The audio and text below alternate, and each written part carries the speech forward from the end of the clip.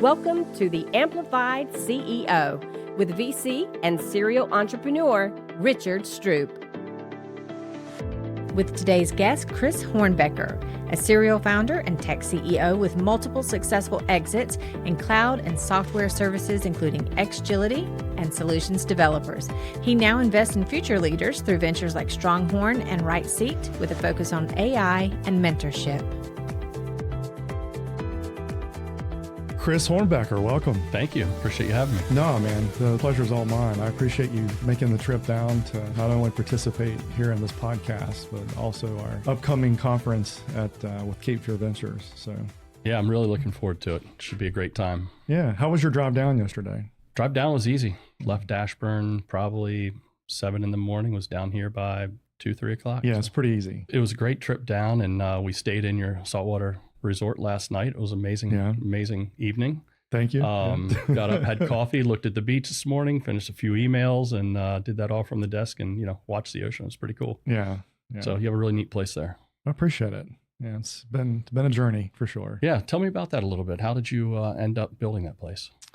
It's a very long story. Originally, I bought the Loggerhead Inn and started renovating that. Kind of a long-term plan to slowly renovate, but we had a few mishaps with hurricanes and leaks and so forth, and we ended up accelerating the renovation plan. And one thing led to another, and we had to rebuild the whole unit itself. So you rebuilt the whole place on Loggerhead, and then from Loggerhead you moved to saltwater?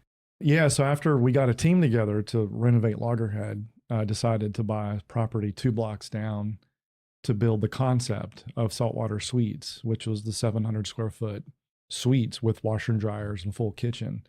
We had one of the rooms in Loggerhead was a prototype because these pier fishermen would stay at Loggerhead a lot. So they had like this big washroom where they would bring their fish and clean them. And so during the renovation, we decided to incorporate that into a full kitchen in one of the suites.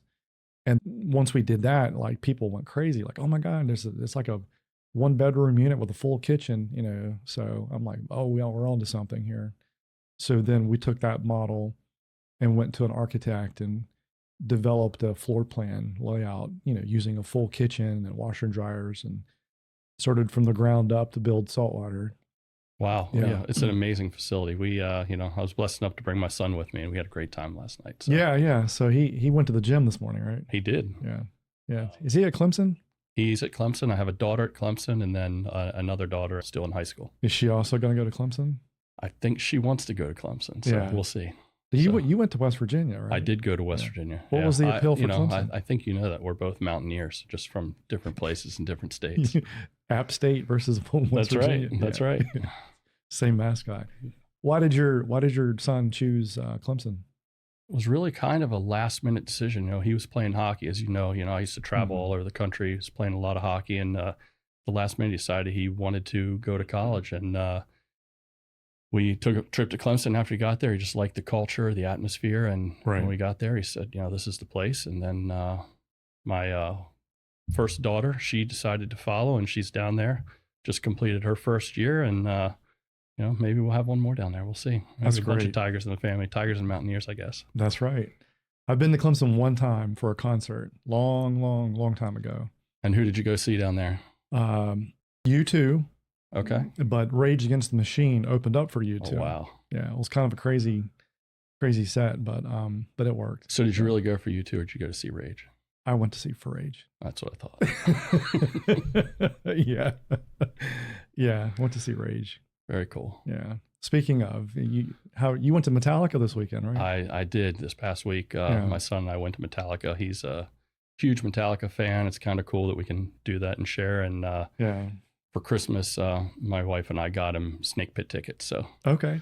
And it was really cool because I got him Snake Pit tickets, 2 of them. I thought he was going to take his girlfriend or somebody else, and he chose to take good old dad. Oh, that's awesome. That was pretty cool. Was that his first concert?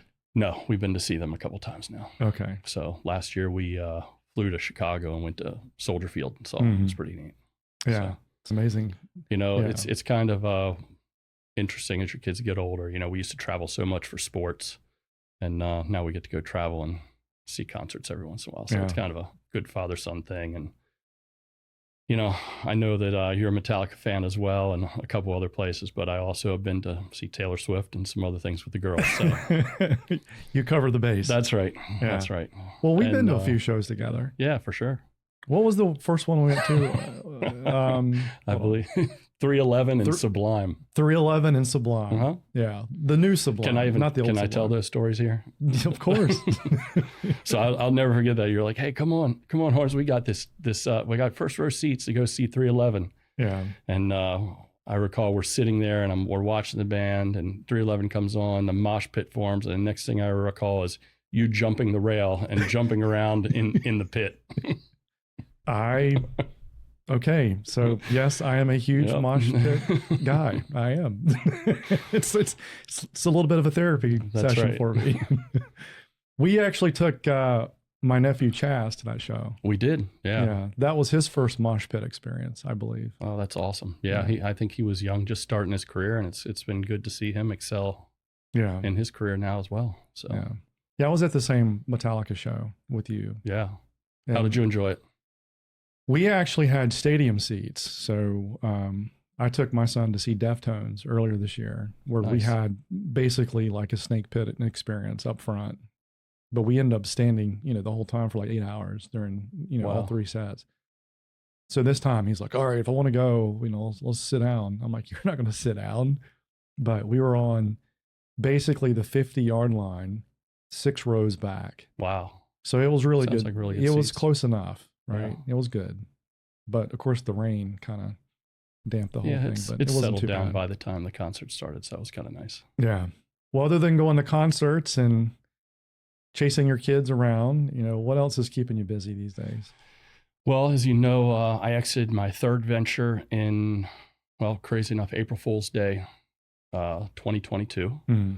And did some transition work for about a year, and then officially retired. But you can only do that for so long. You don't really retire. You can't really retire. You may say you retire, but you're. Yeah, it was fun. I got to spend a lot of time with the kids and the family and do some family things. But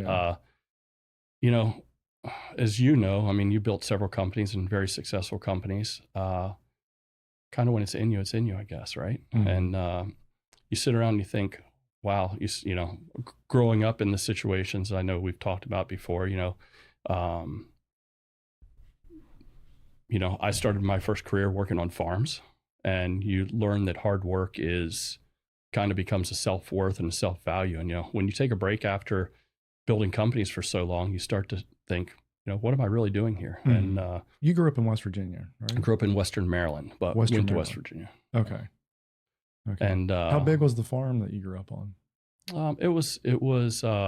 I didn't grow up on the farm. I worked on farms for my father's friends and other things. And I did have a grandfather that had a cattle farm. So. By the way, Western Maryland is beautiful. Yeah, it's a beautiful part of the country. We drive through there like when I did take my son to Purdue back and forth. It's beautiful. I think a lot of people, when they think of Maryland, they think of Annapolis or Baltimore. But like there's this whole other part of the state that is just rolling beautiful farmlands, lush cows. Yeah. It's really, really nice. Maryland has a lot to offer. That you get down near the shore, they have the beaches, they have like you said, Annapolis, and then they have Western Maryland, which is the mountains. And I'm sure if you were traveling out to Purdue, you've made that trip on 68 plenty of times. That's a beautiful road to travel on. Yeah, so. You pass Camp David, right? You do. That's closer this way, but a little bit further west. But yeah. So I grew up in a place called Smithsburg, Maryland, which wasn't too far from Camp David. So. Mm-hmm. So you grew up working on farms, and so grew up working on farms. Kind of blue collar. We kind of got sidetracked a little bit, but it's a little bit difficult as you exit a company and you go to doing not as much as you used to do. And when you were growing up and your values are kind of built in, your value is around hard work, and that's kind of your self-worth. You start to struggle if you're sitting around doing nothing for very long. And I guess I really tried to examine, I'm a big fan of Simon Sinek and, determining your why. And as I thought about it, it's like the thing that really gets me out. Obviously, we've talked about achievement and other things, but it's also about multiplying others. Right. And I thought about, wow, I have this skill set. I love building the future leaders. I think our world, our economy, everything needs great companies Mhm. for us to all succeed. And I was very blessed to have some good mentors early in my career. And I think that I guess my purpose now is to try to be that to some others. Mhm. So with my son at Clemson, working on a finance and accounting degree, I know he wants to come out and he's got some entrepreneurial desires. And, I hope to help shape the next generation and kind of teach them how to build companies with great cultures and Mhm. maybe not make some of the mistakes I did. Well, it's great you brought him with you. Yeah, no, I appreciate you, letting him bring him down to the conference. He's really psyched about the conference. I'm excited to see this. I guess this is the inaugural Elevate conference, right? Yes. So yeah, the Elevate. tell me about that. How did you come up with this concept idea? Obviously, you have this great resort and facility to do it at, and it sounds like maybe some things can all play on, some of the other successes you've had. Honestly, I come here usually 1 week a month to record podcasts and check on properties here. And I also have 2 companies now in Wilmington that I invested in. So I meet with the CEOs on a regular basis. But the idea for the conference, actually, I heard on another podcast, Mel Robbins' podcast. Yeah, I listen to her sometimes. Okay. Yeah. And she was talking about how her husband, who was in his 50s, was in this reinvention part, like, call it a midlife crisis or whatever. But, she was bragging on him and saying, oh, he reinvented himself. And he even started this retreat, for, I can't remember exactly the specifics, but then it kind of hit me like, wait a minute, like I work with CEOs, I dabble in investments. We have this property. Why not put it all together and string it and figure out what we can do? So we come up with a concept and mulled over it for a few days and put it together. Basically it was like 3-4 weeks ago. Oh, wow. That's a pretty quick cycle to actually fill seats too. That's pretty impressive. Yeah, we sold out like in a week. Wow. That's unbelievable. So it took me about a week to flesh out the layout and design, and then another week and a half to put a marketing plan together. And then we started going out with it. And then next thing I know, it was sold out. Wow. And then I had all this content from my LinkedIn post and blogs and other courses that I've done in the past. It's normal stuff that you do with companies. Like if you sit on a board and you go through some of these processes of how to build a system, how to build a business, how to automate, and here's the things you think about. You start documenting that stuff and put it together. And next thing you know, got a field manual, 150 pages. It was actually, I had to parse it back a little bit. I had way more content because it was only for a 2-day seminar. Okay. So I was worried that it wasn't content rich enough, and ended up having to cut more content back because I'm like, it's just too much. Wow. I think it's amazing, and I'm excited to be part of it. I appreciate you inviting me because kind of really fits into life's purpose of you're the whole reason, man. It's like no, I do appreciate it because I think it's a great opportunity. Yeah. There's so many people out there that want to build and do things in the economy, build companies. Right. And I look at, I started my first company when I was 23 and I had no idea what I was doing. And you really don't know what you don't know until you go out and seek and build mentors and other things. That's why, I'm excited to be here because I feel like we can give back and also, share some of these stories with other people. Well, it's inspirational. I mean, it's one thing to talk about theory, about how to build business and what is entrepreneurship and how do you process and, just all the different things you do about putting together systems and automation and your business plan. But to actually talk to somebody that's been there, done that, and have good examples. Because I'm a big believer in learning from others. Case studies, podcast, autobiographies, whatever the medium is, you need to absorb these things and figure out like what worked, what didn't work, what did they do.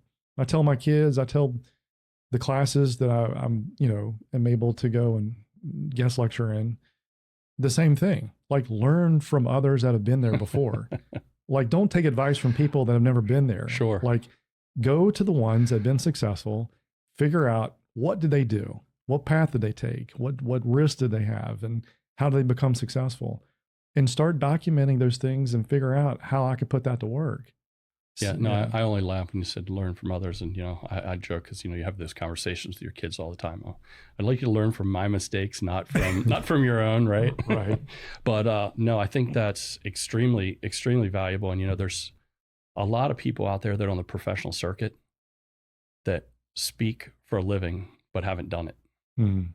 I think that's what's so valuable about what you put together is, you get to tell people all your experiences that you've done, and you've been tremendously successful. And, Yeah. I'm sure you're on here interviewing people tons, but have you ever told the story of how you started TRS? I'm curious. No.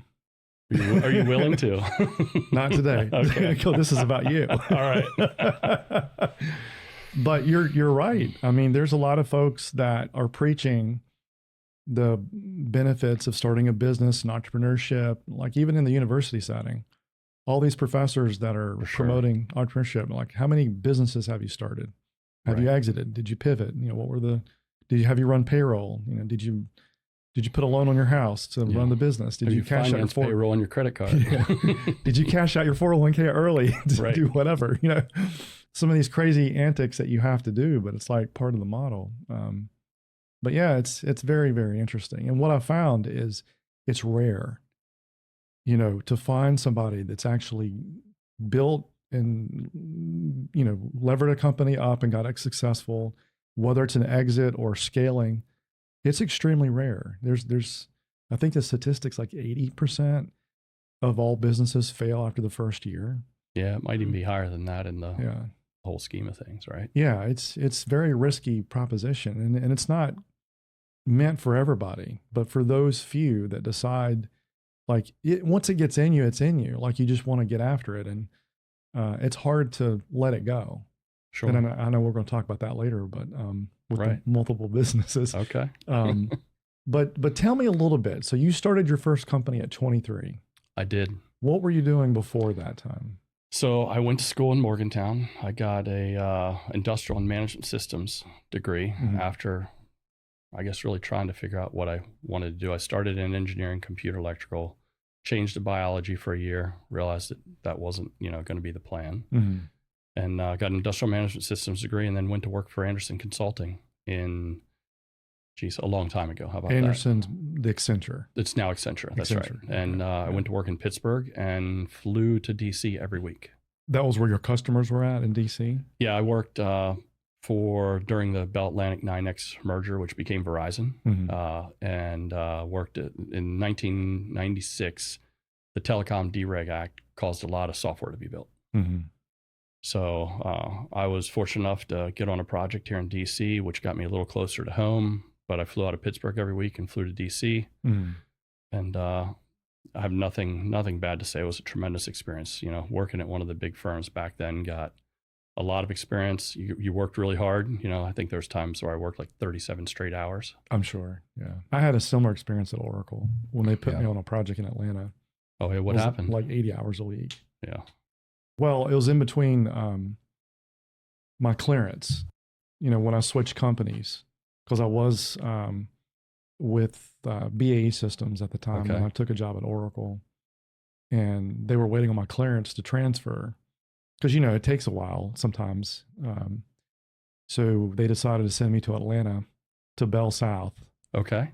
They were implementing the 11i application suite, which is the CRM. Sure. I remember that. Which basically had 24 CDs.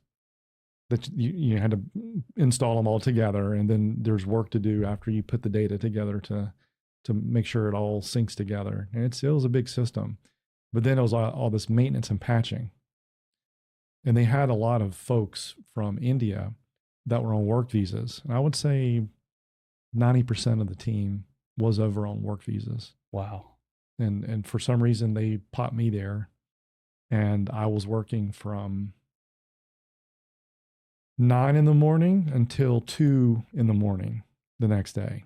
And that was the normal shift of that group. They were very, very hardworking, and they wouldn't leave. So of course they didn't leave. I didn't leave because it was a challenge. Of course. Like, I'm not gonna rely here at 5 o'clock. I know you well enough to now know that, you're going to win. I'm going to be here as long as they are. That's right. And yeah, they were there a long time. It was enough to go have a nap, take a shower, and get back at it. Wow. And I did that for 2 months. How fortuitous. And then you cross paths. That's when you started doing Oracle, I take it? Well, I was Or were doing you doing Oracle before? before I joined Oracle. Oh, okay. All right. Yeah. I started actually doing Oracle in my first job at SAIC. I guess you probably, do you promote or tell people that you actually wrote the book on Oracle? Because I know you did. I wrote a book on Oracle. I was a co-author with 2 other guys. I remember those days. Yeah. Well, it was one of my goals to get Yeah, published. very cool. Know, so what are you going to do? That's a pretty cool accomplishment, though. Yeah. I think it took 6 months to write my 6 chapters because one chapter took 1 month. Wow. And I made $4,000 for 6 months of work. And I probably would have made more money if I put that 6 months of working at McDonald's for sure. But it's not Maybe, the money. It's, But, it's a that checkbox. also put you on the level of being the Oracle expert back then, didn't it? For a short period of time. Yeah. Okay. I was the go-to guy. All right. Yeah. Very cool. Oh, he wrote a book. Nice. He must know what he's talking about. Very neat. See, there you did it again. I turned it around on you. This huh? isn't about. Yeah, this that's is, okay. Well, I'll finish my story of 37 straight hours, huh? Yeah.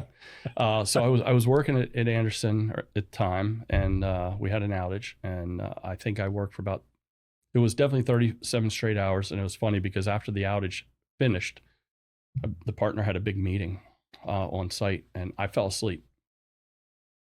And after I fell asleep, I thought, oh man, I'm going to be in trouble here. And the partner came up to me at the end. He's like, Mr. Hornbecker, he's like, I hope you know if you don't find things that I'm saying very exciting, we could have a further discussion about that. And I thought, oh man, I'm in trouble. And it was probably my first lesson of having a really great manager that stood up for me. Mm. I had this manager that a lot of people didn't like because he was kind of tough on people, but he, was only at the manager level, and he stood up. The partner's like, listen, he's like, this guy just worked 37 straight hours for you to help get this outage ended. And he's like, I'd appreciate if you thank him versus give him a hard time for falling asleep because he probably deserves a nap here and there.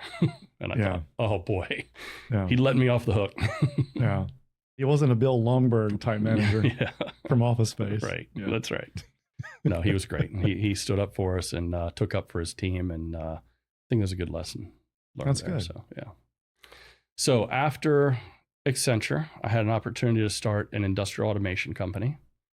And that company was a company called PowerLink Technologies. And we built some really crazy solutions that were robotics, logistical management. But we basically, at the time, as you know, databases were coming really hot. Mm-hmm. I was doing work not on the Oracle side, but on the Sybase and, which then became Microsoft SQL Server. And in the industry, they started hooking up computers to run factories and warehouses. Mm-hmm. And so we ended up doing a lot of robotics, a lot of logistics management. Even before the days of Amazon, we were scanning packages in factories and making them route directly to, trucks. But did you launch this yourself? I did, with a friend from high school. So you co-founded this? I co-founded it. Yeah. We were very fortunate that his father worked in the electrical controls business. Okay. And he basically called and said, hey, I know you guys know a lot about computers. The industry's moving this way. I don't have anybody to do this. Would you guys consider starting a company? And, I can help launch you and feed some of the first pieces of work to you. Oh, that's good. It was really great. It got us started and got us off the ground, but you quickly learn that only gets you started. Then you got to learn to sell and do other things. So right. We ended up selling. We had great customers. We learned to sell to Fortune 500s. We had customers like CVS Pharmacy, Elizabeth Arden. We built a quick prototype. I know that you're going to talk about quick prototypes in your seminar and MVPs, and we built one for a nuclear reactor. And it's kind of funny how the life comes full circle. I'm taking Chase and driving him down to Clemson, and we drive by the reactor that we automated clear back in the late 90s, which is the reactor on one of the lakes down at Clemson. So that's cool. It's pretty neat. But did that. What I didn't think about in that business was I was so excited to start a business and get out of the Anderson model, because you look at that model, you're probably billing out, at the time, hundreds and hundreds of dollars an hour. And, back in those days, we were making about 30,000. You're like, oh, something's not right with this model. And again, great experience. I don't have anything bad to say about it. I was like, I want to get out here and try to do something on my own. So we started this industrial automation company because we had a really good opportunity.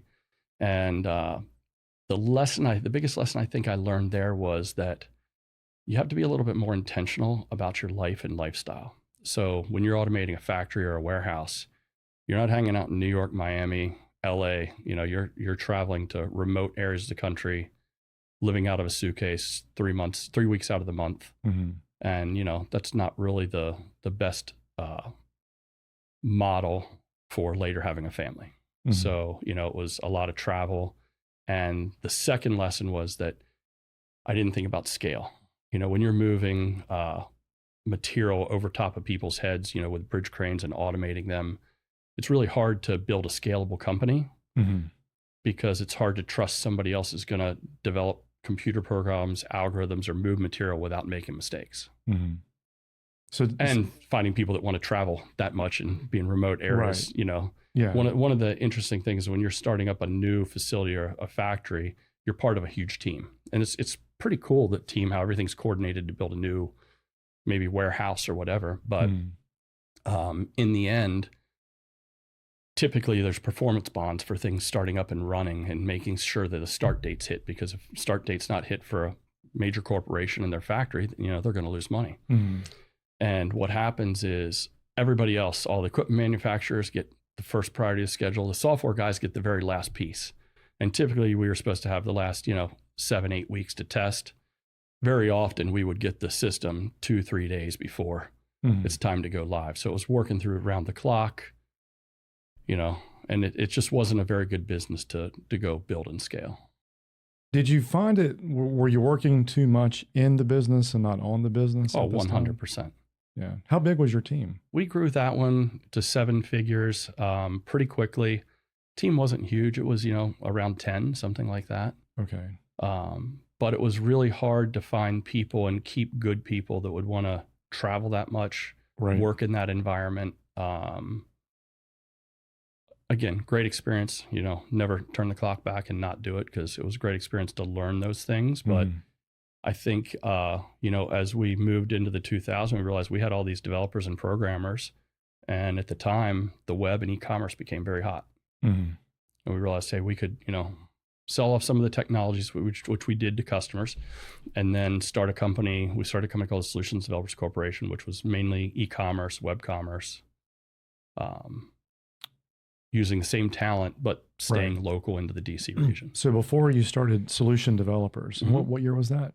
Around 1999, 2000. Okay, 2000. Okay. What happened to the old company? Did you fold it into Solution Developers? We used some of the employees and moved them over to the new company and sold off some of the technologies. We had a couple proprietary technologies that some customers ended up buying, but it wasn't retirement type money. It was more enough money to help fund the next venture. Got it.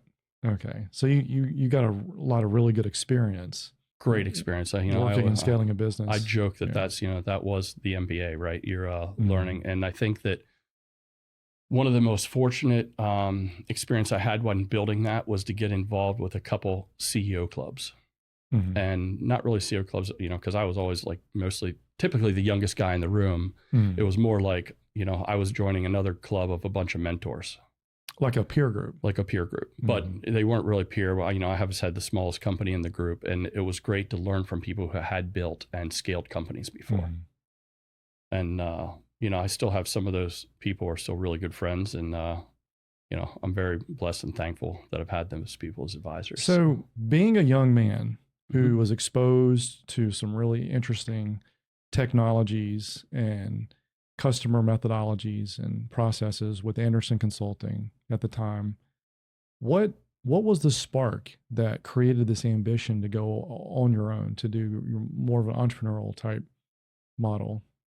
Because that's not common. That's a good question.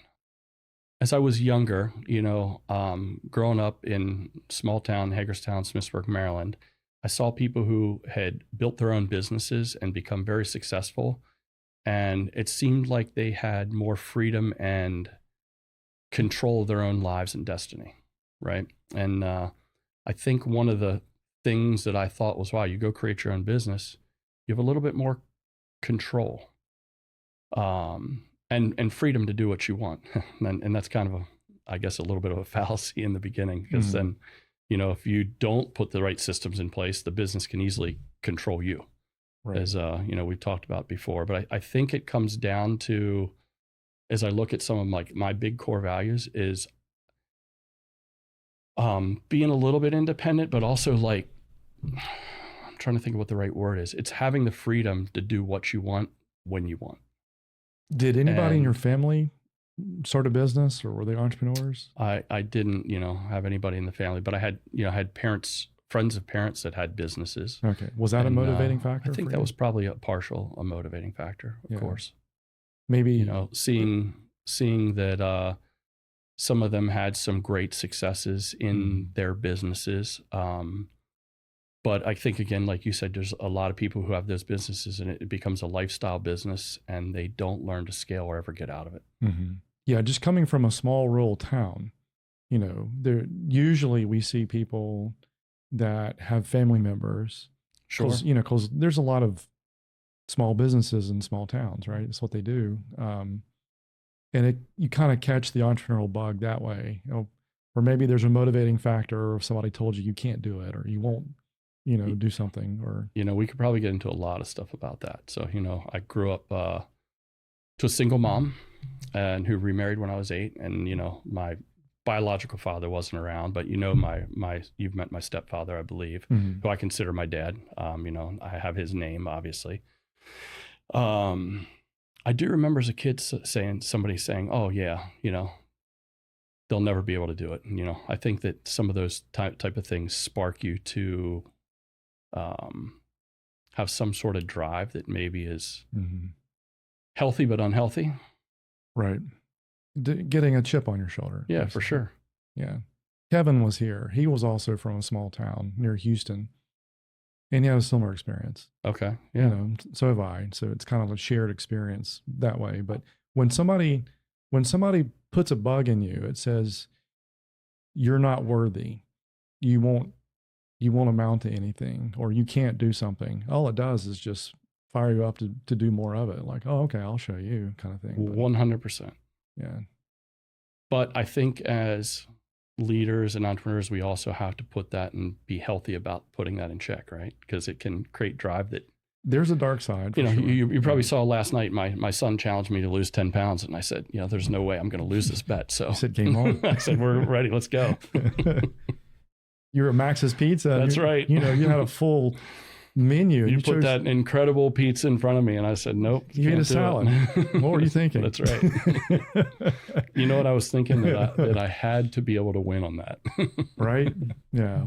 Well, your son's fit. That's right. He's done an amazing job. I saw him as a small kid. I haven't seen him in a while. Like, what is he, like 6'4", 6'5"? He's about 6'3", and I think he told me last night he benches about 310 and squats 450, 460. He can almost lift what I can, which is incredible. There you go. Look at you. You know what? I'm going to stick you guys in the gym and let you compete to see who can lift more. I actually thought about that. Yeah. Since he's going to the gym, I'm like, maybe he and I will sneak off to the gym Tuesday or Wednesday. There you go. You should do it. See how many reps at 225 we could do. You should do it. So taking this unique exposure that you had into solution developers, this is where you and I met. I think this is about the time we originally met. It was around 2000. Yeah, that's because I think it's pretty crazy if you think it's been that long. I started TRS in 2001, right after 9/11, which had nothing to do. Well, it had some impact, but I believe that's when you and I first met. We did. So that was the year Chase was born. That's right. So yeah, Trey was born in 2002. Okay. Yeah, I remember. We were pregnant with him when 9/11 happened. Wow. And it was pretty shocking because I was actually at a government facility. Okay. when these planes were hitting, and I'm thinking, you know what? I think I'm going to go home. that had to be pretty scary. It was scary. Yeah. It was scary. Then later come to find out that one of the planes that crashed in Pennsylvania was probably heading to where I was. So. Oh, wow. Yeah. Yeah, it's amazing. It's been 20 years. Has it been? Yeah, I guess 20 years. Yeah, it's crazy. So getting into solution developers. Sure. So what was the catalyst from there? So the catalyst there was really just trying to take, it was starting to look at a couple more systems, and we looked at, starting to look at financials, and we had all these people who were pretty much at the time Microsoft programmers. Mm-hmm. And, we're traveling all over the country, were living out of suitcases. And, it's really hard. You couldn't ignore the e-commerce boom at the time, right? That became pretty hot. So we got involved with some e-commerce systems, started doing a lot of work for associations and nonprofits in the DC area where they were building, funny enough, online bookstores, online membership systems. And, most of the technology is kind of translated. So have you always been focused on Microsoft technologies? Most of my career, yeah. Each company's been at the, Microsoft Gold level partner. Right. Have grown them. But I think as I've matured and gotten older, you realize that you don't always have to build a technical solution to build a company. You can solve problems. As the third business, I'm sure we'll talk about in a little bit, got into really strategy and consulting around the cloud. Right. So, yeah. So, after Solutions Developers, we grew that business for 10 straight years. We grew it through, even the recession, 2007. It was a great business, and finally just decided to exit because my partner and I wanted to do some different things. Remind me again, you had 50 employees at the time, or? No, we were probably in the 20s at that 20s. point. Yeah. Okay. Because I remember us going out for wings and beer. Yep. Talking about your idea of exiting, and we were in the same boat. I was at that point where, I was making myself sick and running 80 hours a week and thinking of an exit too. But we're like, what the hell? It's like in the middle of this economic calamity. Yeah, I probably haven't ever given you credit, but I can hear publicly for probably talking me into swaying me into going in and starting one completely on my own. And, obviously that ended up being a pretty good success. So thank you for that advice. Probably 15 years I don't ago. remember, but that's awesome. That's right. Well, I had a great partnership, and I think that's a good lesson actually for people is culture. And, I saw on your agenda, you had something out there about talking about making sure that you do the legal groundwork when you're starting a company. And, I had a great partner for Solutions Developers. We were really good friends, and it's just we wanted different things out of life toward the end, and I saw an opportunity to create something else. He had an opportunity to do something differently, and it was time. While we were younger, we all had exact same values and timelines and things that we wanted to do. As you grow through life, that changes, and you need to make sure that you think about your partnership agreements when you're first setting up a company to make sure that you're ready for that, and maybe don't make it quite as stressful and a hassle right when the time comes. I know you went through some similar things, right? But it all worked out in the end. And the last one, I'm been very blessed to have an amazing staff, and that grew and built a great management team, and they did some amazing things over a decade. Yeah, we as individuals evolve, For sure. over time, and our needs and desires change. And, sometimes you want to do something different, and it's okay.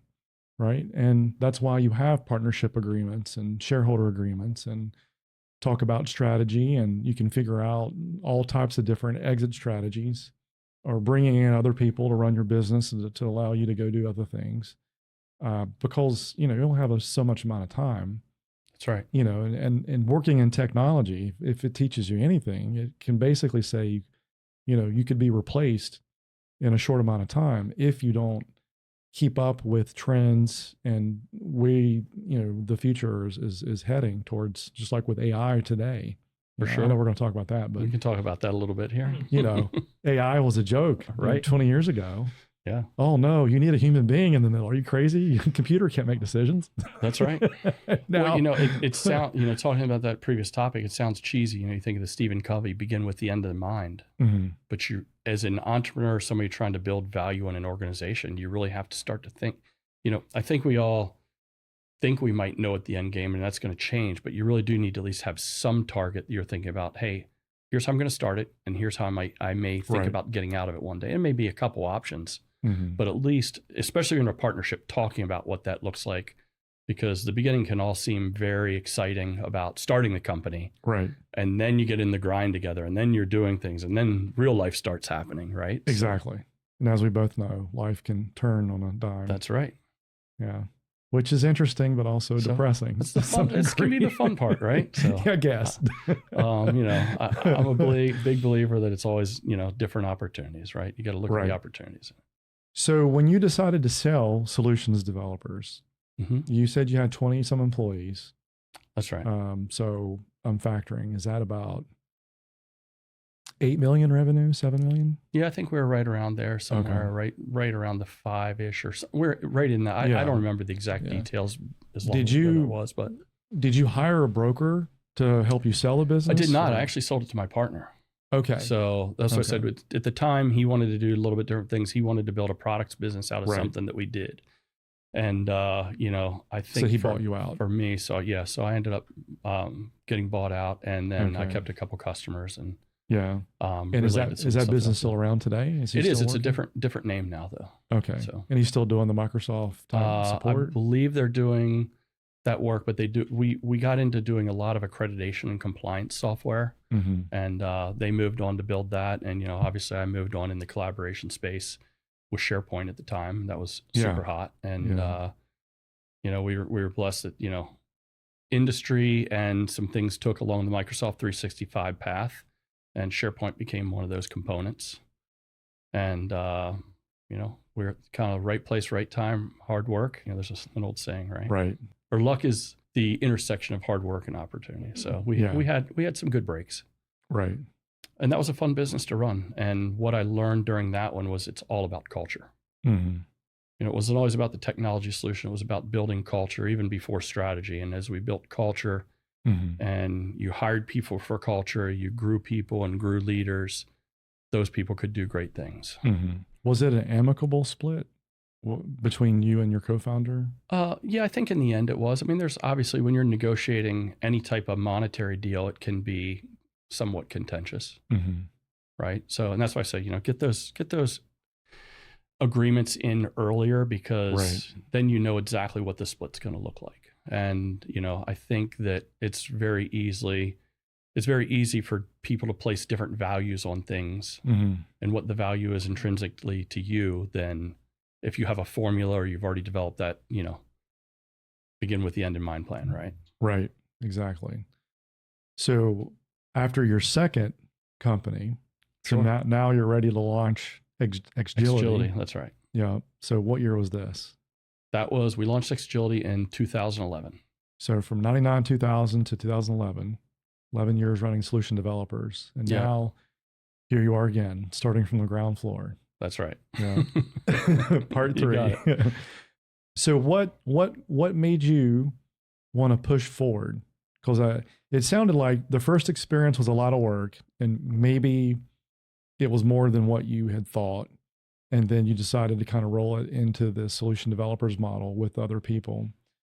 And then after running this model for over 10 years, it sounded like the business was evolving and changing, and perhaps the expectations and desires of the co-founders were also kind of diverging at the time. And so a lot of folks maybe would have said, you know what, maybe I'll go work at Microsoft. Maybe I'll get a corporate Sure. job, make, some good salary and kind of do what you do. But you decided to go back again. What was your motivating factor for that? So as we grew solutions developers over 10 years, we had developed a small little product that we had built in a framework for developing certain systems. But we also were doing a lot of work in the collaboration space. Mm-hmm. And I think the motivator for me was I didn't want to get into product development. And, we were already writing some pretty significant checks for investing in our own product. And as Microsoft released Tahoe, which eventually became SharePoint, Mm-hmm. I saw, wow, we don't need to build everything. I had a really great CEO consultant that, told me there are things that you can fix as a CEO and the leader of a company, and there are things that money fixes. And just like back in the days of the Oracle or the Sybase, I saw, wow, there's this platform SharePoint coming out. I really believed it was going to change the landscape for people working on documents and processes together. Mm-hmm. And, maybe made a right pick there at the time. Collaboration became really, really big. We built a bunch of SharePoint customers out. We had developed some government agency contracts which at the time I had no idea how to really even do business with the federal government. That was a really good journey to learn how to do. And we built staff up and we were doing work. And then all of a sudden we had that government shutdown, if you remember. I do remember. For 6 weeks. For 6 weeks. Mm-hmm. And we didn't lay a single person off, which, as you know, as a startup company, it's super hard because of cash. And we just went out and we started grinding the phones to sell some commercial deals. And, it was hot enough that the people were really needed, obviously, in the industry who had experience with it. And Microsoft Office 365 had just come along and put SharePoint into their online tools. So now we had a commercial business selling 365 and SharePoint and all these other technologies. And moved our staff over that. We were fortunate, we definitely, took it on the chin a little bit.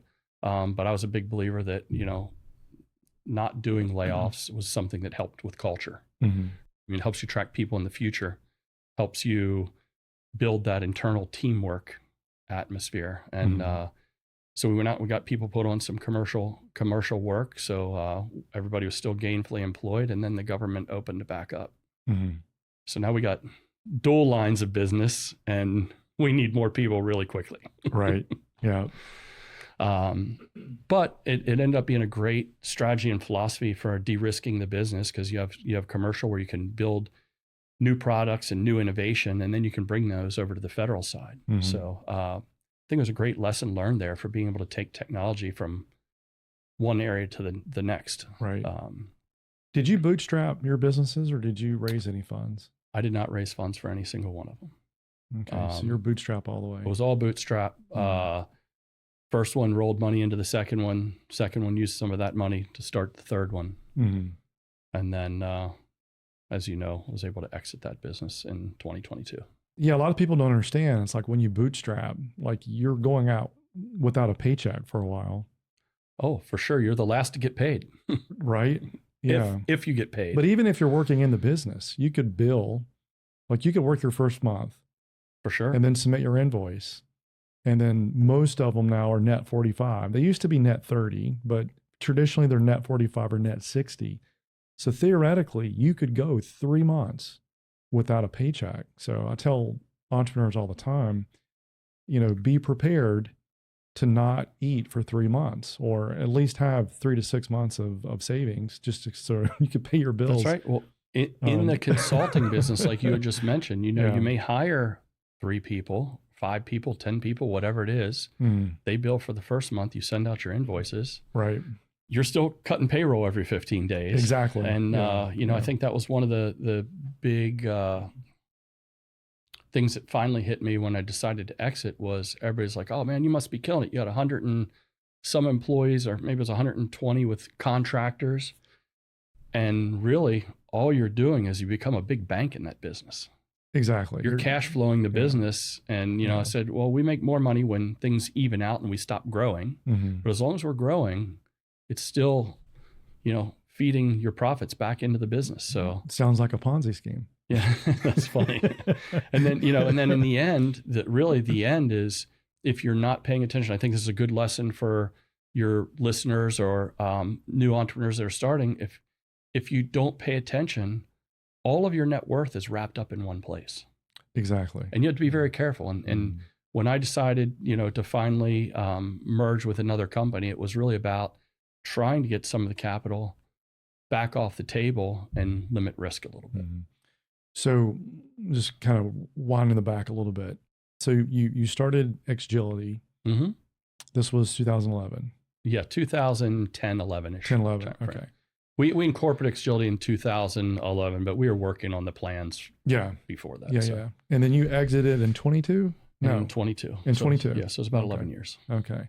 I remember that journey because we would get together about every 2 months or so on average. Mm-hmm. You were at 30 employees and then you went 50. And it seems like when you hit 50 employees, for some odd reason, you kind of hang there in the 50s, and it gets frustrating because there's people leaving at the same time that you're hiring. And a lot of people, they don't understand that model either. Like, it's a people business. And in people business, you have people leaving and people joining all the time. Turnover roughly is about 8 to 10% a year. Sometimes it can be higher. For sure. People get laid off, people switch jobs, lose their contracts. I mean, there's something going on all the time. But then I can't remember one time I talked to you, oh, I'm at 80 employees. I'm like, wait, what happened? It's like, did you win a contract? And you did. We did. Right? Yeah, it was a major contract. That's right. So were you priming at that time or still subcontract? We did win our prime at that time. So we were doing mostly sub work. I won a couple pretty small primes, in the government business, everything's about your past performance. So, if there's a strategy, it's get in, you do some sub work, you do great work, you develop relationships. Maybe you can get something that's a little bit smaller, and then use those smaller ones as you expand as your past performances to keep getting larger pieces of work. Right. I was really impressed that you won a prime contract, because that's like the holy grail in government contracting. It's like, if you can win a prime contract, doesn't matter if it's full and open or sole sourced, you won a prime contract. That's like, it was pretty cool. It's like a gold medal. It was very exciting, and there was a lot of great energy at the company built around that. So that was a major catalyst. That was a major catalyst. And it wasn't winning the bigger one that we won. It was winning the first one that's right. You control and own your destiny. Because, I'm sure, as you know, like in the government world, when you're a subcontractor, it becomes very difficult to manage the end game. Yeah, you have less control. You have a lot less control. Right. And if there's any budget cuts or whatever, you're usually the first to go. Yeah. So unless you're specialized and, one of the MVP players on the team. There's definitely some strategies and tactics that you may want to play, like, trying to make sure you're working on projects that are can't be shut down when the government are shut down, but we probably can't talk about a lot of those. And we were fortunate enough to be on several of those. Sure. With that major shutdown, I remember we had 26 employees at the time of the shutdown, and we had 15 that were still working. Right. Because even you have a government shutdown, there's things the government needs to still operate. That's right. Even there's in critical the services that just can't stop. So a lot of people don't understand government contracting itself, because you get, you kind of get a black eye, like, oh, you're in the machine, like all the government contractors, and that's the reasons why the budget's so large. And a buddy of mine who works in pharmaceuticals, he's a sales guy. I say the same thing, because he starts complaining about, oh, you fat cat, government contractors are the reason my taxes are so high. I'm like, oh, really? Well, you and your buddies on the pharmaceutical sales side are the reason. Right. That's, these drugs are so expensive. Maybe it's just a little too easy to point the finger somewhere else, right? Yeah. Right. But, being in that business, it's not like that. I mean, I know that there's a lot of stuff we see in the news today about, contracts stopping or whatever, but there's a lot of great government contracts out there that do really amazing things that support our military or support certain missions. And it is a needed service where there's certain things that have to be built, and they're not going to be built internally to serve government constituent needs. Right. And I know that even government employees have kind of been under fire with some of the recent news. And, I've been in agencies where I've seen some things that you wouldn't be happy as a taxpayer, but I've also been in places where there's some really, really amazing people trying to make a difference. So it's a challenging time we're in right now. Always is. So you sold in 22. In 22. And you had 170 employees? About 120 employees and contractors. Yeah. Okay. So if I'm using my math correctly, that's about what? 35, 40 million? Not quite. No, 30 million? Not quite there either. 25. We were about a little over 20 million run rate at that point. Okay. That's very healthy. So what was the deciding factor? Why did you say now's the time to go sell? Saw an opportunity with a good partner to create an even, greater impact and greater business. And I think as I talked to you, it was about looking, and I had really good CEO coaches and a couple groups I was involved with, and the opportunity came, it presented itself. Funny enough, it didn't actually work out the first time because we didn't quite have the revenue that company had wanted. And then we went out and won some more work. And it's a longtime friend, still very good friends with the CEO. And we kind of put this concept and ideas together. And as I look back on it, I think it's a tough decision. It's hard when you're running and building a culture and people, and then all of a sudden you merge it into someone else and you're not really running it anymore, you know? Mhm. But no, it was a great run at that time. I think that personally, as I started looking, I did the examination of, I have to start thinking of this as an investment, not just my baby in creation, Mhm. right? And as you look at that and you're like, oh, almost all of your net worth is tied up in one place, right? And it was a challenge because, I looked at that business and I thought, wow, can I build this into a 50? And I thought, yeah, I probably could. Right. Maybe I'm delusional and maybe whatever else, but Right. I hear sometimes, they say a lot of really good entrepreneurs or business starters are a little delusional, or you wouldn't probably go through that hassle, right? Yeah. And, I felt similar when I sold my first company. There were other reasons why I needed to sell or was looking to sell, but one of them was, hey, you're in your 30s. You're still a young person. Sure. You can do this again if you really wanted to. Like, try to remove emotion from the situation and make the best decisions and take care of things. Like you mentioned, if all your net worth is wrapped up into one asset, That's right. you have to diversify at some point. And I think that's smart. All of the good coaches tell you got to take emotion out of it. Mm-hmm. And then there's, the people out there say, hey, this is business, not personal. And I don't believe in that saying. Like, it is personal. It's right? all personal. You live it. Yeah. You spend as much time with those people and your team as you do your spouse. You're not a robot. Or whatever else, right? Yeah. And it's it is hard to take the emotion out of it. And I think that's probably some of our challenges is when we do that and finally do exit. Mm-hmm. Right. But like you, start to think about, you could go do this again. Mm-hmm. For me, I didn't think I was going to. I had decided to retire at 49 and spend a lot of time with my kids. I became a cheer dad, and I don't mean just a cheer dad. I mean, I was the team parent for a cheer team, which is almost unheard of in the cheer world. But me and my buddy Greg, who's a Marine, we decided we would do it, and we'd dress up in the suits and blue hair, and it was cool because I spent so much time with Chase and hockey in the business. It was good to get to go do that with the girls for a couple of years. Right. That's important. So it was really fun. Like, it's a fun time, but then you sit and you realize, well, I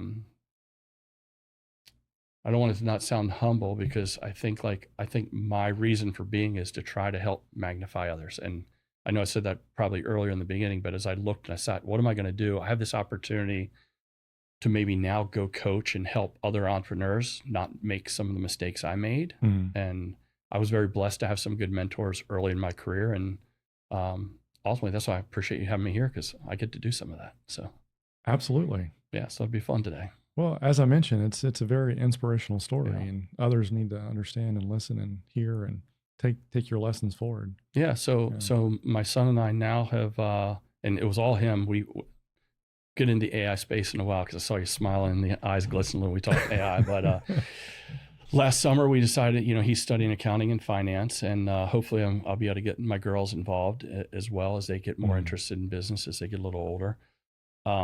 Started a venture capital company, formed a company called Stronghorn. It was all his brand. He created the brand using AI technologies. Oh, that's cool. And we got that rolling. I think that the interest there is there's going to be a lot of future in things where AI can make a difference. Mm-hmm. And I think that we also got to think about some of these other solid businesses where AI won't change them. And there's a lot of growth opportunity in this country for people that maybe don't want to go to college, but want to do some of the trade businesses and other things and learn leadership and still be great community citizens and do awesome things in the communities. Mm-hmm. Yeah, AI is interesting. We were talking about this last night at dinner. The Anthropic CEO recently put a blog post out, it was end of last week, and I'm actually writing a response to it. Okay. Did you see his video? Yeah. I saw a video. Effectively, he is saying that AI is going to replace more than 50% of all entry-level jobs and in the next 5 years. And I believe he said 80% in 10 years. So it's going to make a major dent in the workforce. I think he said a pretty significant, it was almost like a 10% increase in 10 to 20% increase in unemployment. Yeah, unemployment would skyrocket to 10 to 20. And I think that's the big news right now. But, you know, and I think from an AI standpoint that AI can do a lot of good things, but I'm a big believer of you got to keep, you know, there's a philosophy of keeping human in the loop. Mm. And I think that we got to look at AI and how can it amplify what we do and what we do better.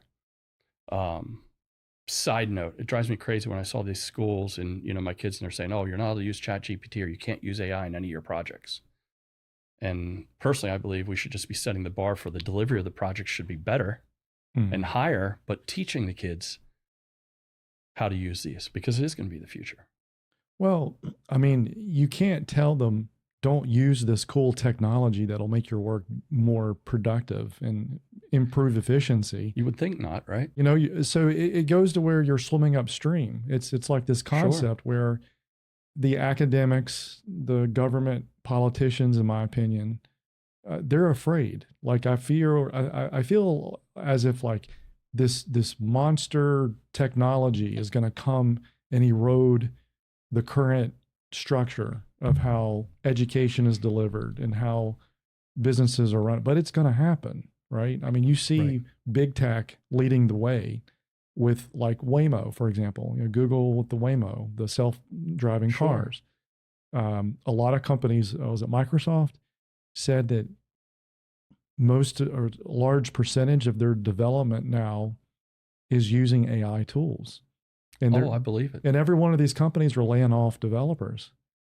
And you know, I'm even asking kids, like when I was at Purdue a couple months ago, I was in 2 different classes. And I asked both classes, how many here are seniors? You know, and about, I'd say half the class raised their hand.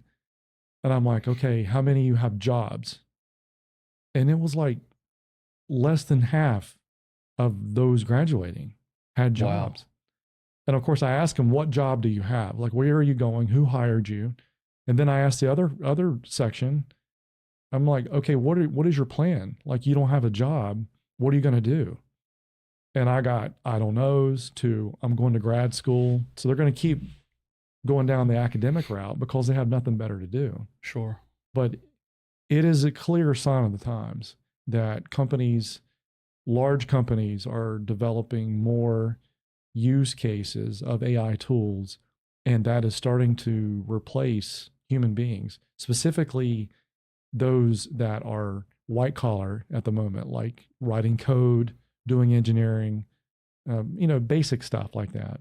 Yeah, I think it's something that we have to take into consideration. But I think if let's step back and look a little about history, right? And we've seen this cycle happen multiple times. Right. I've seen it happen for every one of the businesses that I've been in. And it made me think about something last night because we were talking about the new bowling alley being built. Mm. You know, years ago, there used to be a job called a pin setter. Mm-hmm. There was a person that went down and set up all the pins before you go to the bowling alley. Does anybody miss that job being out there right now? No. And so, you know, if you look at those type of things, I think maybe it was Sam Altman was talking about the lamp lighters.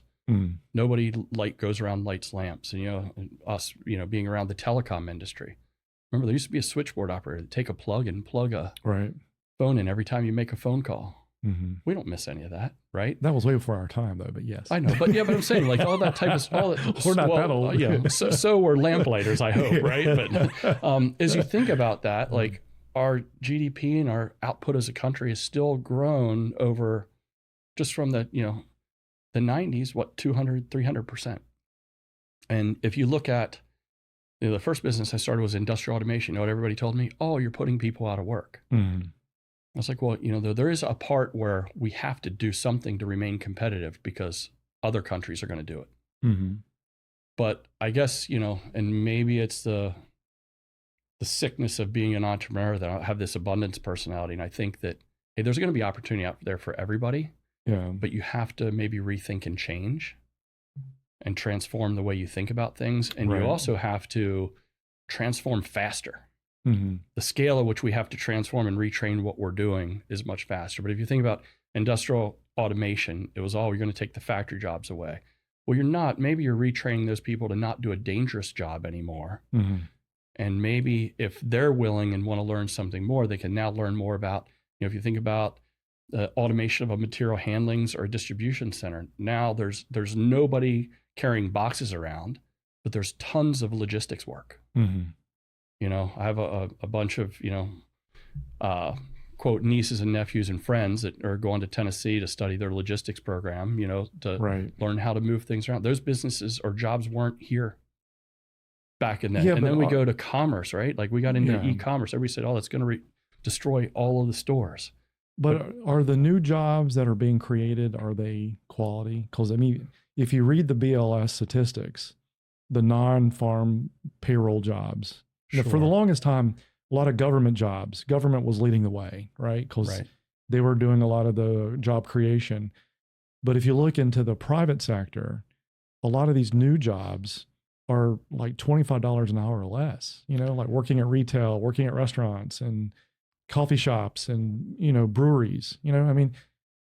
If you're trying to build generational wealth, or if you're trying to break into something more high end, like software development or engineering or working at SpaceX, it's really, really hard to have that kind of degree and background. But I'm just saying, like, over time, there are jobs being created, but I think they're being replaced by less desirable jobs.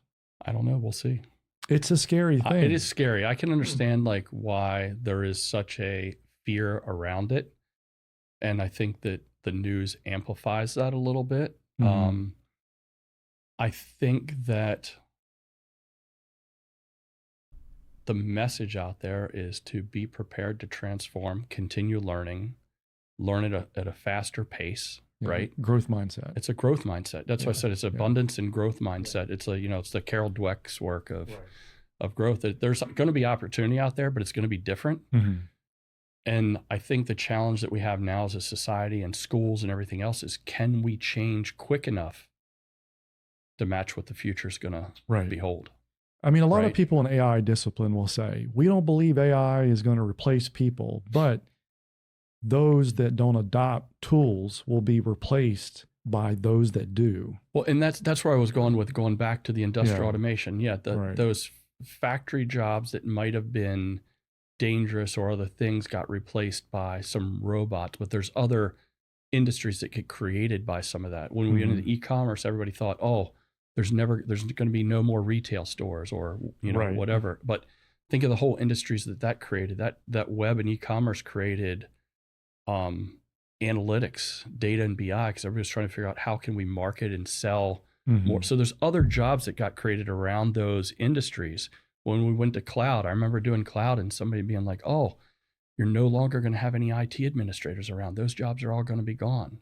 Well, the jobs that are gone are the jobs where somebody used to go change the tape backup machine every Monday morning or Sunday night. Right. But those people now became enablers in the IT industry. Learn, an IT job administrator moved to now how do I enable the business with cloud technology? So the problem with that I see in AI is there's a lot of those, like you said, those lower end jobs that can be replaced pretty quickly with AI. And it's happening probably at a scale that's unprecedented right now. Right. And that scale and that change, can we adapt as a society and people and schools and everything else fast enough to match? Yeah, the cloud analogy is a good example, because I remember before cloud, we had client server architectures where you had a database administrator running the database. That's right. You had a network administrator running the network and the comms. You had a systems administrator who was running the operating systems of where all the applications are. And typically you had an application level administrator who was responsible for all the applications sitting on top of the stack. For sure. All that got combined into one labor cat called DevOps. That's right. Whenever AWS rolled out its architecture. So the architecture itself inherently redesigned the work required to deliver application layer to data layer, right? So I believe AI is going to do the same thing. So if, I tell kids all the time, hey, listen, if you don't want to be replaced, then you need to evolve and become part of the AI movement, meaning learn AI tools, get certified in AI tools, learn the commands, learn the prompts, learn how to interact and tell stories and get data out of the system, because those people are going to be, I believe, in high demand at some point in the future. 100%. And, you spoke like a true former GovCon with the old labor cat word. But yeah, that DevOps labor category, right? Yeah, you can't get it out. That's funny. Yeah. How do you think AI is going to shape GovCon? Well, so we've seen some new OMB directives and presidential directives already, and AI can do a lot of really cool things. I think that I want to come back to one other thought I just thought about. But first, I think that there will be new jobs created around AI, and even in the GovCon world. If you think about AI, we need to make sure that the AI is trustworthy. Is it doing what it's supposed to do? In the old world, we used to call this all accreditation and certification of systems. You remember that before we'd put systems in play? Right. But now we need to make sure if we're putting an agent in to do a particular task, is it returning the data that we want it to return? Is it returning the decision that it should be returning? Right. And I think there'll be a lot of work that's not building LLMs. That stuff's going to happen, obviously, but there'll be a lot of other job and quality control and other types of work that have to make sure your systems aren't hallucinating, make sure there's no bias. Right. A lot of other things come along with that are going to be GovCon type work, in my opinion. Yeah, it's interesting you raise the bias point, which is valid, but it's all based on data. You got raw data that's pumped into a system and it produces results or suggestions or output. And, then people can say, oh, the data's biased. Of course, if the data's biased, then the results will be biased. But to counter that, there's this big problem called insider threat. That's right. With human beings. For sure. So if you're working on sensitive government projects, given how the political climate is moving today with everything around the world, there's, and I guess the polarization of politics with the left and the right, you definitely see people now. Matter of fact, it was in the news last week. Some guy got busted for selling secrets. He thought he was selling secrets to a foreign adversary. Turned out to be the FBI. Sure. Yikes. But that insider threat is a huge, huge problem. And I think, government is now using Claude, Anthropic, Palantir, all these companies, Anduril, and that's more hardware instead of software, but all these newer technologies companies that are, modeling AI or using AI, they're moving in. And I think, over the next 5 or 10 years, it's going to reshape GovCon. And matter of fact, I had lunch with CIO of SAIC a couple of weeks ago, and I asked her, I said, what is your thoughts about GovCon and how the future looks? And she was telling me that they see a world of less bodies and more about delivering solutions. So they were creating a role called venture partner, where all these traditional GovCon companies are going to move into the venture capital side and either create or buy or invest in a portfolio of technologies and then use that technology delivering service. Sure. That's interesting you say that, because one of the companies that we're investing and helping launch right now is a company around AI strategy. Mm-hmm. And it's about which portfolio companies should you put together to accomplish the goals. And it's thinking about those high level things. We're using a model that came from partially Harvard, MIT, that was about how do you build a business strategy and incorporate all of the things that you need to think about in AI, in bias, in the hallucination, in testing for trustworthiness, doing all these things. And then what are the portfolio companies that you want to use to build that solution? Again, that's probably a whole new industry that will be, built out there doing those things. Right. So hopefully there'll be, a lot of opportunity and work in that arena. I'm excited. A lot of the thesis that we're providing behind Cape Fear Ventures is automation, AI, space exploration. data science. So it's a very hot area, and there's a lot of new tools being developed every single day. Yeah, and it's a tough situation when we're thinking about replacing people. But if you think about in our federal government space right now, we still have a budget issue.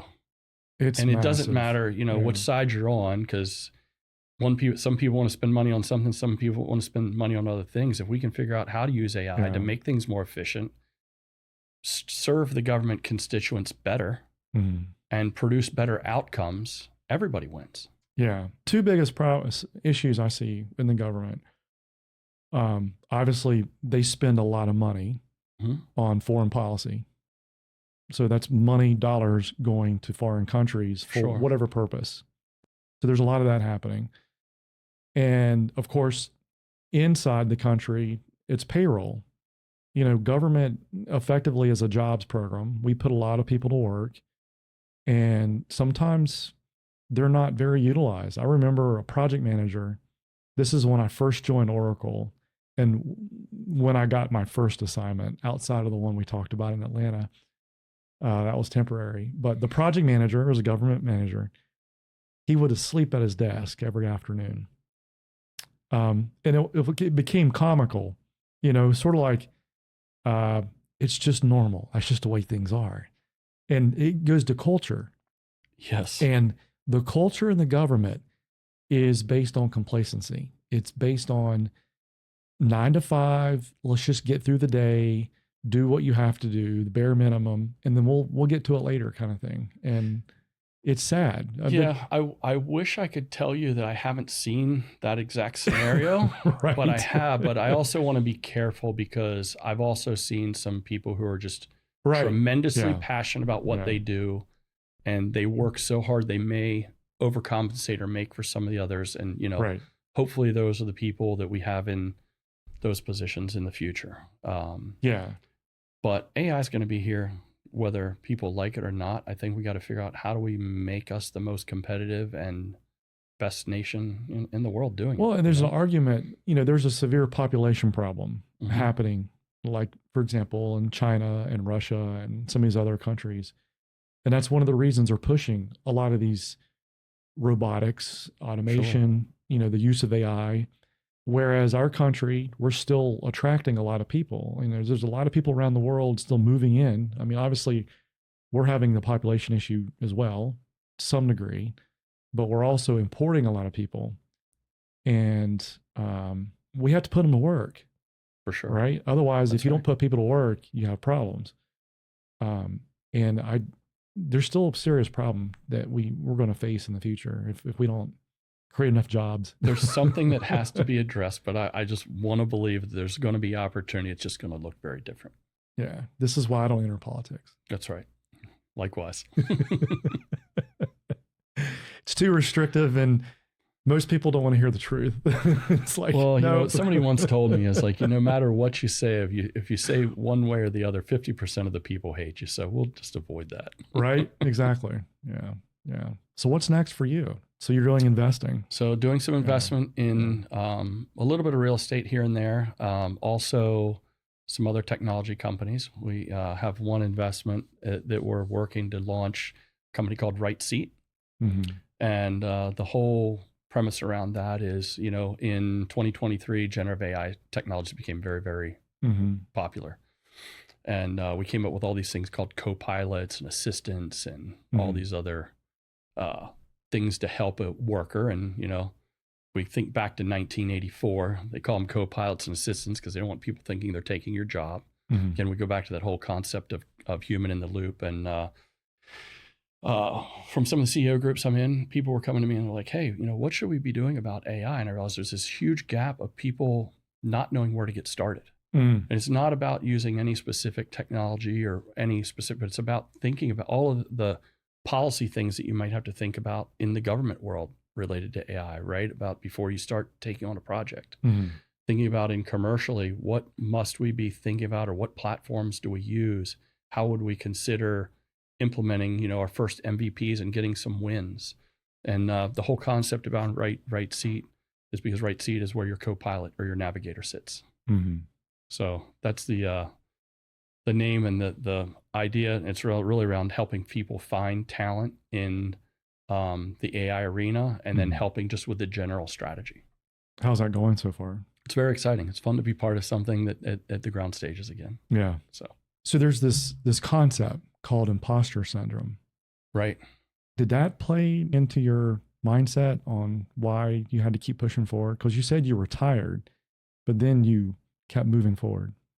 Deep down, psychology wise, I don't know that I can answer that. That's probably something I have to do a little bit more thinking about. But I think there's always the challenge of, hey, can I do it again? Can I do it bigger? Can I do it greater? Can I create more impact? What's my purpose in the world, right? And I think for me, it was just sitting around thinking, it's like, wow, I have this skill that I've learned a lot of stuff, and I want to transfer it to the next generation for them to teach and learn. And I have a pretty good network. And, you know, right now I'm 52, and there's probably, well, God willing, there's a lot of good years left.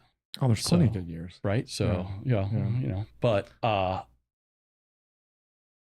think that if we have the ability to do it and teach, and, you know, we just talked about the world's going to be, it should look a lot different in 10 years, right? With all this AI, if we have if we have the ability to teach and share some of our lessons, I think we need to do that.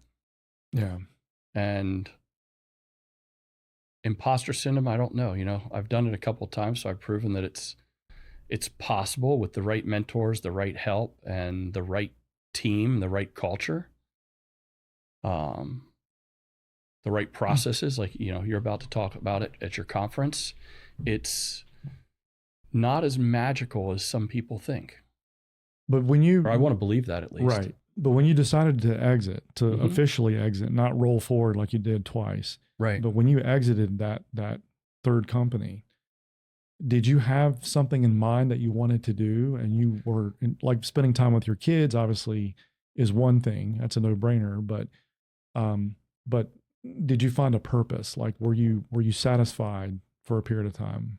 I think for a period of time I was, because I got to do a lot of stuff that I wasn't doing for a while. Like, you know, all that time is spending more time with the kids. You'll never regret any minute that you do that. Of course. Right?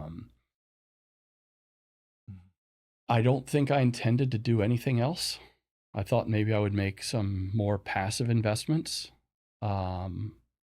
Until friends and industry started asking, like, hey, what about this? Are we going to do this? And there's a lot of questions around this. And then I thought, well, maybe we can give it one more run at a different level. As you know, now it's more of a little bit more passive mode of coaching others to do and sharing knowledge. And I don't know. I think for me, it's solely about trying to pass that along a little bit. Yeah.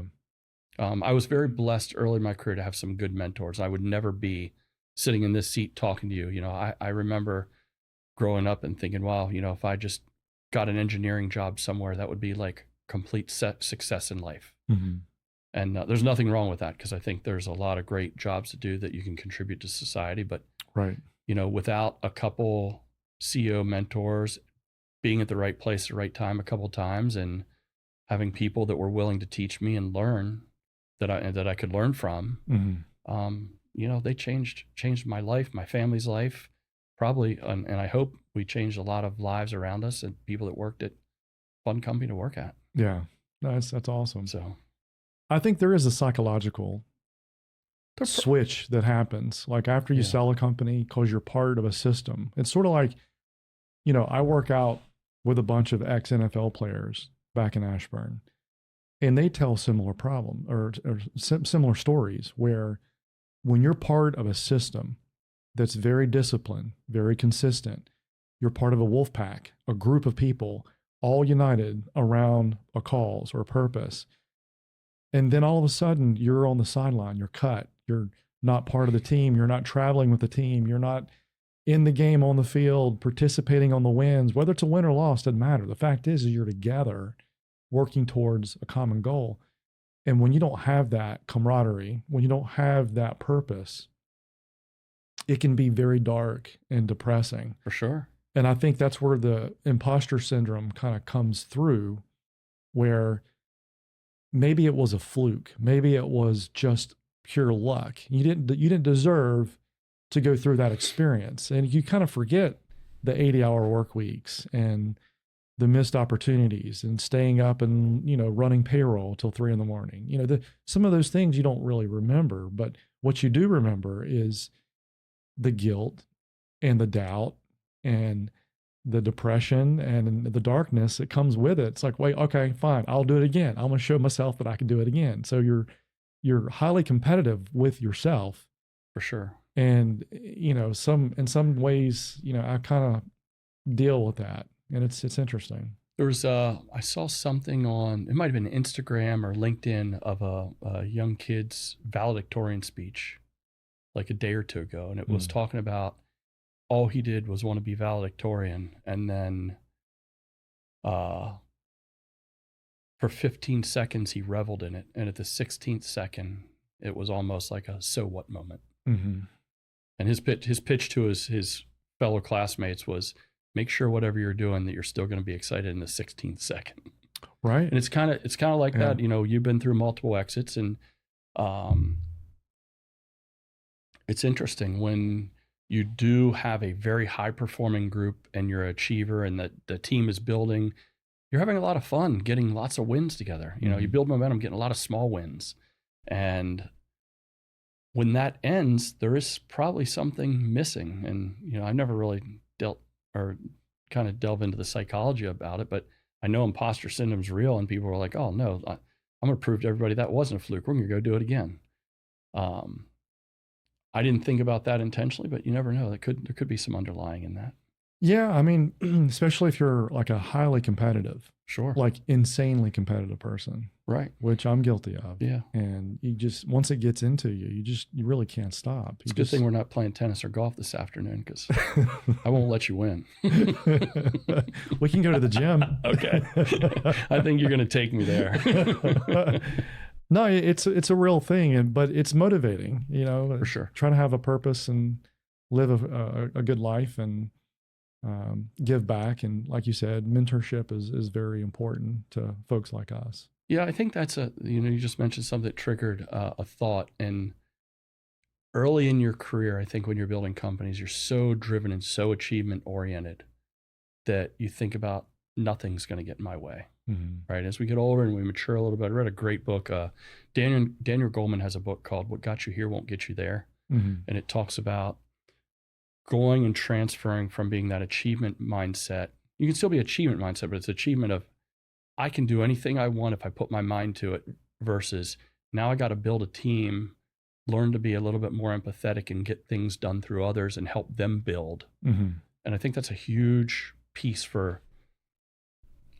a huge lesson for young entrepreneurs as they're going out there and putting all that drive in, is also making sure that they think about, hey, how are they building the future of the people around them and the other people, maybe it was Jobs or one of the top tech execs once said, is like, I know I'm successful when I'm the dumbest person in the room. Mm-hmm. And there's some huge truth about that. Right. That's one of the things we talk about. Yeah. It's like your environment will either be an anchor or, will lift you up. That's right. The people that you hang out with every day. That's what it's all about. It's the network you build and For sure. what you learn from them. So I'm glad you had that peer group experience. Yeah. Like I said, I wouldn't be sitting here if it weren't for other people that have been there, done that, and shared it. Absolutely.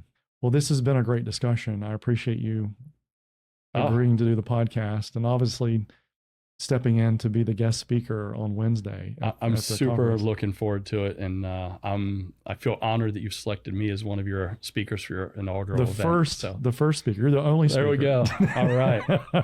Well, are you going to try to go to the beach while you're here? I'm looking forward to it. Yeah, I'll try to wander down the beach. I mean, yeah, you have to. Your place is so close. We'll wander down and check it out and get ready for and amped up for tomorrow. Sounds good. So thank you again for having me, and being an unbelievable and gracious host, and still pretty excited about saltwater. That's such a cool concept and a really neat place to stay. So I hope everybody else check it out. Well, I hope this isn't the last time you come. Likewise. Amplified CEO is produced by Topsail Insider, edited by Jim Mendez-Pouget, and sponsored by Cape Fear Ventures. For more information about Amplified CEO, Richard Stroupe, or Cape Fear Ventures, please contact Krista at 910-800-0111 or Krista at topsailinsider.com.